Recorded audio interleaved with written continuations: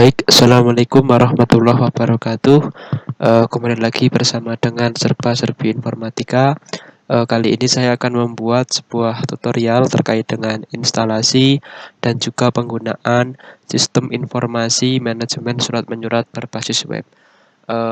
Langsung saja kita mulai untuk langkah-langkahnya. Untuk pertama kali yang kita lakukan adalah kita menyiapkan master aplikasi yang sudah dibuat sebelumnya. Di sini sudah saya siapkan di dalam dokumen, tinggal kita copy saja ke dalam folder exam, kemudian htdocs di sini. Ini sudah ada, dipaste di sini.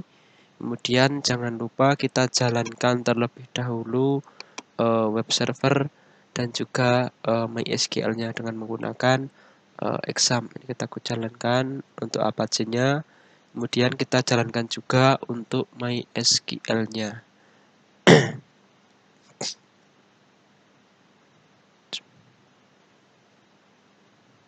Oke.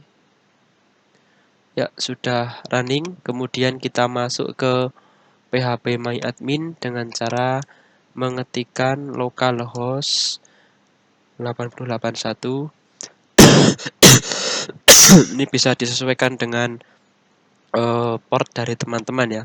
Kebetulan di sini saya menggunakan port 8081.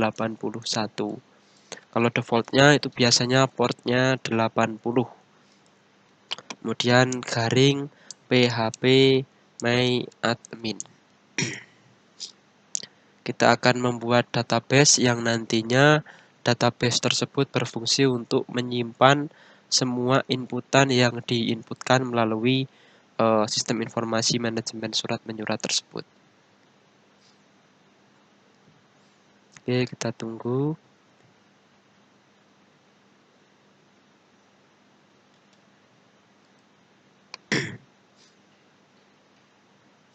Agak lama karena mungkin ini karena baru pertama buka, jadi belum keload dengan cepat.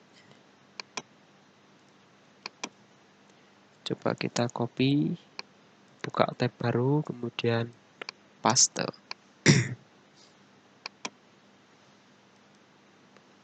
Oke, ini sudah bisa terbuka ya. Oke, di sini kita klik new untuk membuat database baru.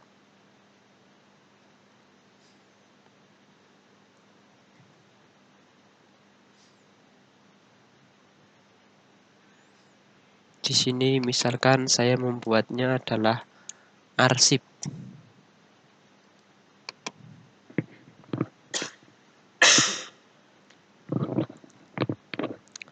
Oke, sudah terbuat. Kemudian kita impor tabel-tabel yang ada di dalam database tersebut.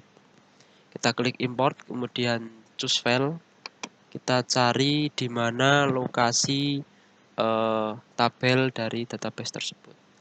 Itu sudah include di folder arsip yang sudah tadi saya kopikan di exam htdocs-nya. Oke, kita masuk ke folder C, kemudian exam, kemudian htdocs, kemudian arsip. Nah, nanti di folder DB ini ada file SQL yang berisi seluruh tabel yang ada di dalam database arsip. Kita klik open, kemudian kita save atau klik go.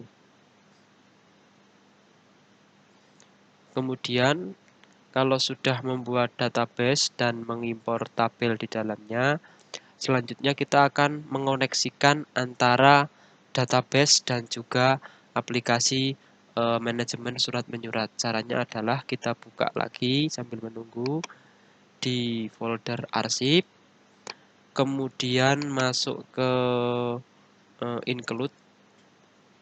Ya. Nah, di config ini kita buka. Ya, kita klik 2 kali, Kak. Teman-teman bisa menggunakan text editor Sublime maupun Notepad++ yang biasa dipakai saja.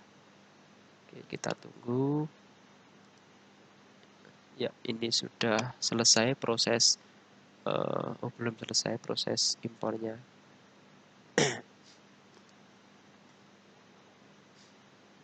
Baik, di ini kita ada beberapa yang kita isikan. Yang pertama untuk hostname-nya tetap localhost tidak berubah. Kemudian username-nya adalah root, password-nya default adalah kosong. Kemudian untuk database-nya kita ganti dengan arsip. Kalau sudah, bisa di save dengan menekan ctrl save atau file kemudian save. Setelah itu kita close. Nah, ini sambil menunggu koneksi database-nya selesai. Coba kita buka dulu. Localhost 2.8081 garis miring adalah arsip.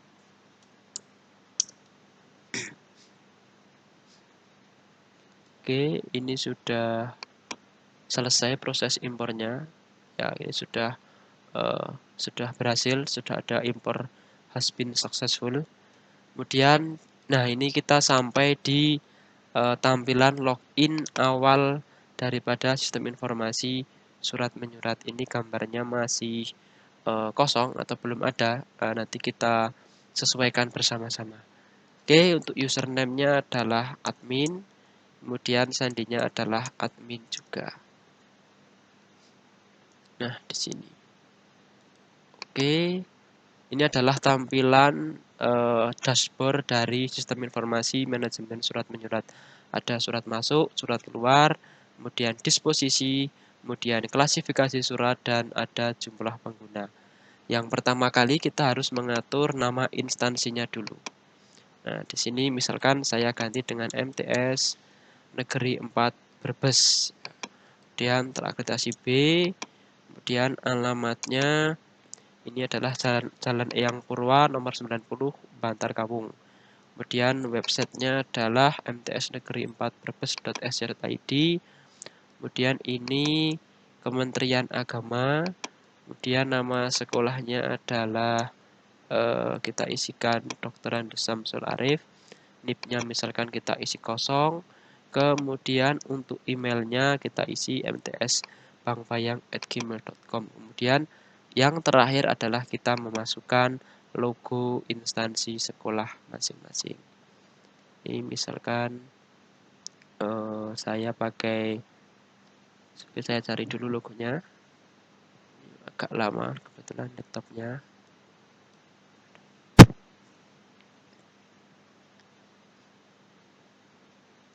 Oke, misalkan saya cari di download saja gambar yang seadanya aja, tidak apa-apa. Oke, ini agak lama laptopnya ya teman-teman, jadi mungkin terlalu banyak file yang harus saya kurangi, jadi biar loadingnya ini lebih cepat lagi. Oke, saya tidak punya file logonya ternyata. Oke, misalnya saya pakai ini. Nah, kemudian saya klik simpan. Oh, ini tidak boleh pakai petik. Saya pakainya misalkan ini saja, petik yang ada di sebelah angka 1. Coba saya save. Oh, tetap belum bisa.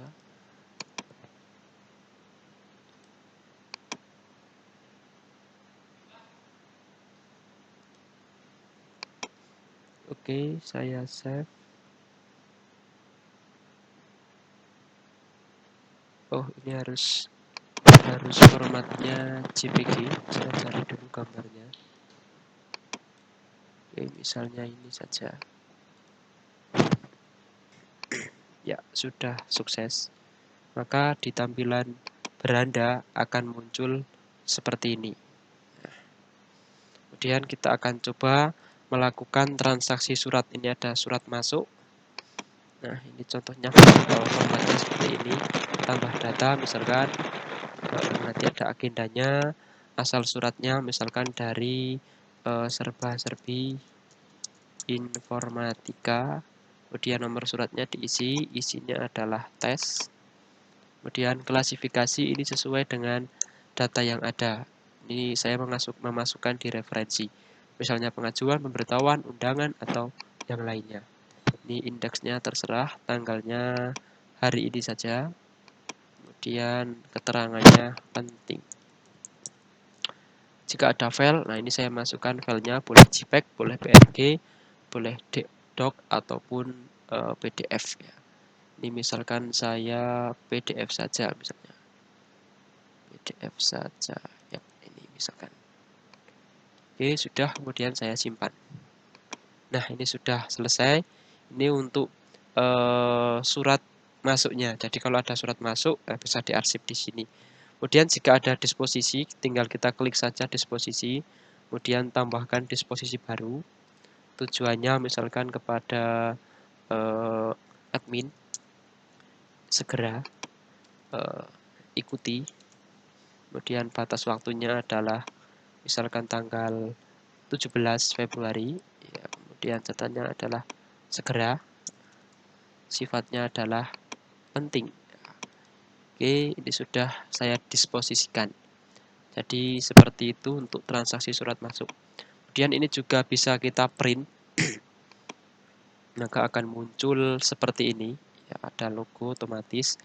Ini kita print surat disposisinya. Jadi disposisi ini akan mengarah kemana. Nanti bisa kita cetak, kemudian ditujukan atau diserahkan kepada yang diberi tanggung jawab disposisi. Seperti ini tampilannya. Kemudian di surat keluar, nah ketika kita sudah mengeluarkan sebuah surat, jangan lupa untuk diarsip. Nah, ditambah data, ada nomor agenda, tujuan surat, tanggal surat, isi ringkas, ini hampir sama dengan surat masuk tadi. Bedanya nanti akan muncul di surat keluar. Itu seperti itu. Kemudian juga ada agenda di sini.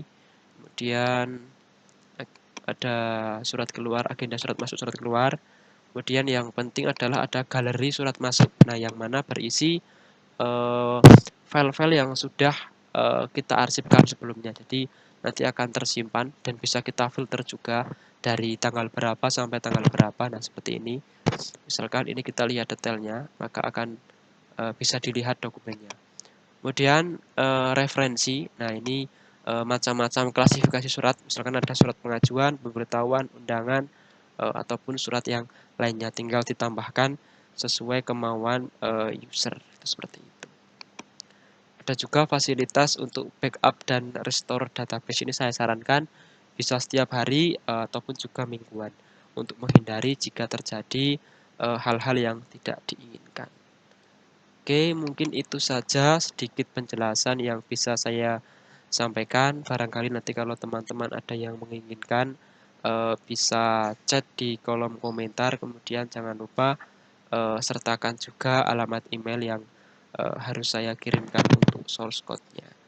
Sudah bisa kita keluar, nah akan muncul seperti ini. Oke, mungkin itu saja yang bisa saya sampaikan. Ada kurang lebihnya saya mohon maaf. Saya akhiri. Wabillahi taufiq wal hidayah. Wassalamualaikum warahmatullahi wabarakatuh.